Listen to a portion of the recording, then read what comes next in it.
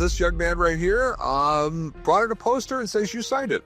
Well, first off, what in the hell are you doing with this poster? A man walks in holding a signed movie poster, asking for a few $100s.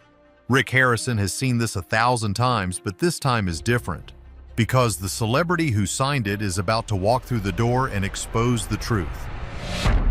Are you Steve Carell? No, I get that a lot. I'm not. Okay, yeah, I thought he was a lot shorter.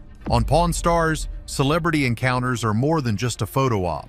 They're high-stakes negotiations where fortunes are won and lost in minutes.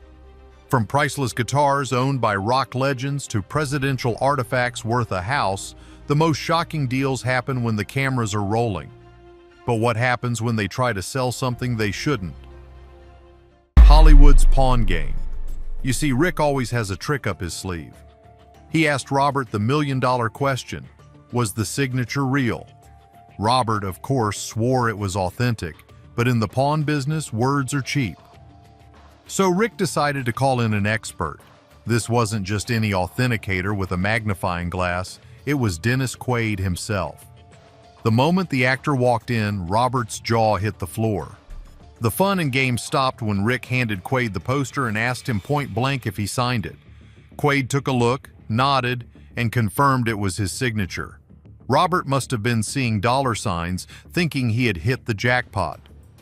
Okay, so it's real? I knew that, but All right, I'm glad you know it. so I'll give you $100 for it. It deserves more than that. But Rick, ever the master negotiator, offered a mere $100. After a tense back and forth, they finally agreed on $200. Robert didn't get his asking price, but he walked away with a story nobody would ever believe. The most shocking fact is that a genuine, in-person verified signature still got negotiated down by almost half. And you can see this everywhere in the shop. The item is only worth what someone will pay for it. Later, a seller named James brought in a Bob Dylan album, Self-Portrait, from the 1970s. He wanted $150, but Rick quickly pointed out that the album was one of Dylan's least popular works, filled mostly with cover songs. He made a lowball offer of $50, and James, feeling defeated, accepted. But not all things are what they seem. Rick knew Dylan was performing in Las Vegas that very week. He saw an opportunity and sent Chumley on a mission to get the album signed. By some miracle, Chumley managed to run into Bob Dylan and got him to sign it, but in a classic Chumley move, he asked the rock legend to personalize it to him. When he returned to the shop grinning proudly, Rick's face fell. The album now read, "To Chumley, best wishes, Bob Dylan." You did it? Got Bob Dylan's signature. Well, let me see it. Here, check it out. It's a little higher than what you wanted to sign, but took me all night to find though. To Chumley, Bob Dylan. It was now a one-of-a-kind collector's item valuable to exactly one person on Earth, Chumley. What many overlooked is that a celebrity's presence can completely flip the script. When Steve Carell walked in, Rick didn't even recognize him at first. Carell wasn't there to sell, he was there to browse. He became fascinated with a World War II diver's knife, an item priced at $2,500. A bidding war started with Carell pushing the price up to $6,000 just for the fun of it. In the end, he didn't buy it, but the encounter was priceless. It was a completely different story when Dana White, the powerhouse president of the UFC, came in. He had his eyes on Rick's prized samurai sword, a piece that took 2 years to restore and was definitely not for sale. That, of course, only made White want it more. Chumley, sensing a massive payday, let it slip that the sword was valued at $40,000. White immediately offered $60,000 in cash and other swords. Before Rick even knew what was happening, the deal was done. He walked in moments later to find an empty spot where his treasure used to be. The customer is always right, especially when they have that much cash. Sometimes the celebrity is the expert. Wrestling legend Mick Foley came in to authenticate a Mankind mask and a Dude Love t-shirt. The seller, Scott, was hoping to get $500 for the pair. Foley confirmed they were real, but Rick only offered $200 for both. Scott, disappointed but thrilled to have met his hero, decided to keep his memorabilia. A priceless memory was worth more than a lowball offer. And when a woman brought in a guitar painted and signed by Phil Collen of Def Leppard, asking for $10,000, Rick brought in Colin himself to verify it. He even played a few notes on the stunning instrument. The negotiation was tough, but they finally settled on $8,500. It was a massive sale, but nothing compared to when journalist Katie Couric came in. She wanted a rare Mark Twain signature Rick had priced at a staggering $20,000. After some intense haggling, they agreed on $12,000, a huge transaction that left everyone in the shop buzzing. But not every celebrity deal is a clean win. Sometimes the item itself carries a dark secret. Illegal gambles. You see, the pawn business isn't just about spotting fakes and making a profit, it's about staying on the right side of the law. And sometimes items walk through the door that are so legally complicated they could shut the whole operation down. What many overlooked is that an object's history can make it a legal landmine. I was trying to figure out how to open it and had a really good look inside it and said, this isn't a desk, this is a gun. Take, for example, the desk with a dark secret. A person bought it at an estate sale, thinking it was just an old piece of furniture. The thing nobody tells you is that some antiques were designed for a different, more dangerous time. Pushing down on the inkwell of this particular desk triggered a hidden firing mechanism, sending a small projectile out of a concealed trapdoor. This wasn't some high-powered weapon. It was a small-caliber firearm, likely a .22 short with no barrel to give it much force. It was more of a nasty surprise than a serious defense tool. But here's where it gets tricky. The most shocking fact is that firearms made before 1898 are considered antiques and don't need registration. The problem was, nobody could determine when this desk was made. If it was manufactured even 1 year later, in 1899, it would be classified as a concealed weapon, making it highly illegal to own or sell without proper licensing. Rick had to call in an expert just to determine if he could legally buy it. The final verdict? It was too much of a gray area. The only way to sell it was to have a gunsmith completely deactivate the firing mechanism, destroying its most unique feature. It was a deal that was dead on arrival. But not all things are what they seem, and some beautiful items hide an even darker story. A guitar was brought in that was absolutely stunning, with a shimmering, intricate pattern. The problem was that the pattern came from real tortoiseshell. Back in the day, this material was used for everything from combs to sunglasses because of its beauty and durability. However, the trade of tortoiseshell was banned in the 1970s under the CITES Treaty, the Convention on International Trade in Endangered Species. Many people are crazy about vintage instruments, but owning one made from an endangered animal can lead to massive trouble. The seller had no idea if it was legal. The expert Rick called in gave a clear answer. Selling it could result in enormous fines and even jail time. You can see this everywhere with items made from ivory, certain animal furs, or exotic woods. The shop couldn't touch it. It was a beautiful piece of craftsmanship that was now a piece of illegal contraband. Then there was the 1950s German spy camera. It was tiny, about the size of a cigarette lighter, and looked like it came straight out of a Cold War movie. The seller claimed it was genuine spy equipment, but that was unlikely. Real intelligence gear rarely makes it into the public market. But the bigger problem was something far more obvious.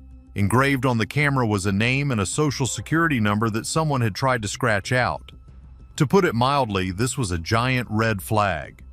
In the pawn world, a removed or defaced serial number almost always means the item was stolen. This particular thing right here, you need to turn it into the government. You're not allowed to have them. Even if it wasn't, the shop couldn't take the risk. Whether it was a real spy tool or just a cool novelty, the scratched-out engraving made it impossible to buy. The same issue came up with a Penn State Orange Bowl championship ring from the 1970s.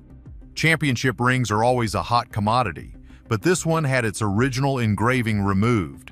That meant there was no way to know which player it belonged to, and no way to verify its journey from the football field to the pawn shop. Buying an item with a missing engraving is like buying a car with a scraped-off VIN. It's a deal breaker. The shop had to pass, even though they knew a genuine ring was worth a lot.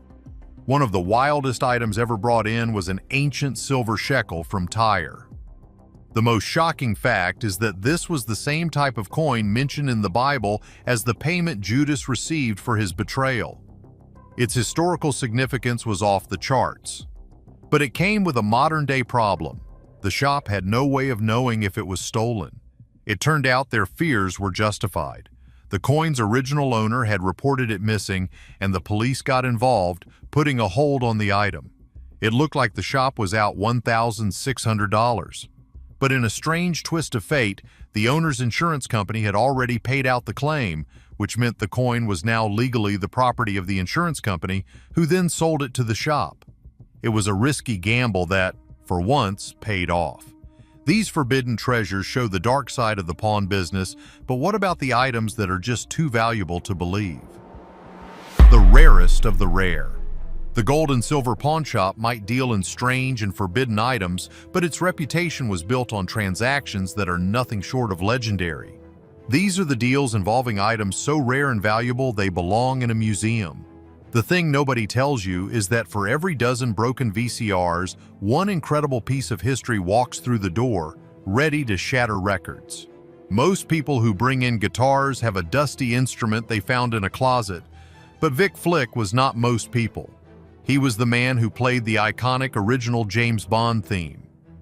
He walked into the shop with his 1961 Fender Stratocaster, the very guitar that created that legendary sound. This instrument had been used on recordings for everyone from the Beatles to Tom Jones. Flick asked for $70,000, and after a tough negotiation, Rick Harrison got it for $55,000. It was an incredible price for a guitar that shaped modern music. Presidential history is another area where the prices can skyrocket. What many overlooked is that an item's connection to a famous figure is everything. A cigar box once owned by President John F. Kennedy was brought into the shop. He put this one on his desk and put the less expensive cigars on it. These are the cigars that he was handing out that were sitting on his desk. Even more amazing, the cigars inside were still perfectly preserved. You see, a similar JFK cigar box had sold for over $500,000 at an auction in the 1990s. Knowing this, getting this one for $60,000 was an absolute bargain for Rick, a piece of Camelot for a fraction of its potential auction price. And you can see this everywhere when it comes to rare vehicles. In 2013, Hertz Rental Cars partnered with racing legend Roger Penske to create just 150 custom GT Mustangs. When one of these rare beasts rolled into the shop, it was a major event. To verify its authenticity and performance, professional NASCAR driver Joey Logano took it for a test drive right through the streets of Las Vegas. The roaring engine and pristine condition were all the proof Rick needed. He bought the car for $60,000, adding a piece of modern automotive history to his collection. Rick doesn't always wait for the treasures to come to him. You had an Octagon Pan Pacific $50 gold piece? I do. So how much you asking for this? $70,000. When a customer specifically requested a 1915 Panama Pacific $50 gold coin and offered $70,000 for it, Rick flew to one of the largest coin auctions in the country to hunt one down. The most shocking fact is the sheer scale of these events, with millions of dollars changing hands. After an intense bidding war, he won the coin for $67,500, securing a small but respectable profit and a happy client. Another high-stakes car deal involved a custom 1932 Ford Roadster. With its sleek black paint and a monster 500 horsepower engine, this car was a work of art. It was practically brand new with only 450 miles on the odometer. The negotiation was a battle of wills, a real tug of war, but they eventually settled on a price of $68,250. It was a massive sale for a truly unique hot rod. But not all things are what they seem, and sometimes the seller has no idea what they truly possess. A man walked in with a 1922 high-relief silver dollar he had won in a poker game. He knew it was rare and asked for $20,000. To put it mildly, he was underselling it by a mile. After Rick had an expert examine the coin, its true value was revealed to be closer to $80,000.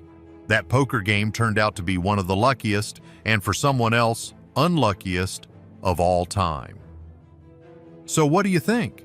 Are these celebrity appearances a fun bonus or a sign that the show is more staged than we thought? Let us know in the comments, and don't forget to like and subscribe for more.